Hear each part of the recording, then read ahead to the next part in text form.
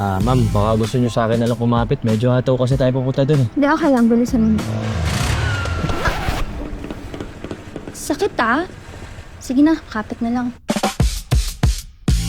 Sige. Oh my gosh, Bali. Please. Dahil na ang dami ko pang binabayarang student loans. Pwede mo namang padaliin yung buhay mo kung humingi ka ng tulong sa mga magulang mo. Maghirap na lang ako mag-isa kaysa manghingi pa ako ng tulong sa kanila. Masyado mong ginalingan. You're 5 minutes early, which means 50 pesos a tip. Salamat po, ma'am. Araw-araw pare-pareho lang ang takbo ng buhay ko. Mabilis, tuloy-tuloy, halos walang oras huminga. Kulen, ba't pinapatawag? Susundin mo na ba si Flash? Esa si Ma'am Celine? Ganda magma. Sige na lang.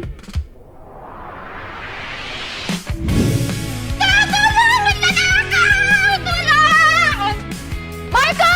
Ayop ka! Mag-iingat ka. Bata pa lang, hudlong na yan.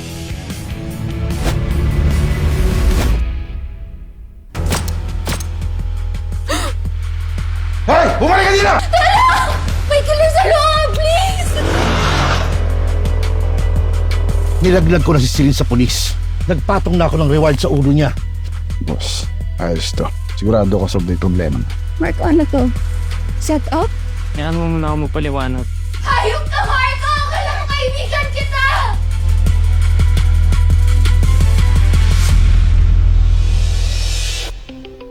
May mga tao, napahinto ka dahil may pinaramdam sila sa iyong bago.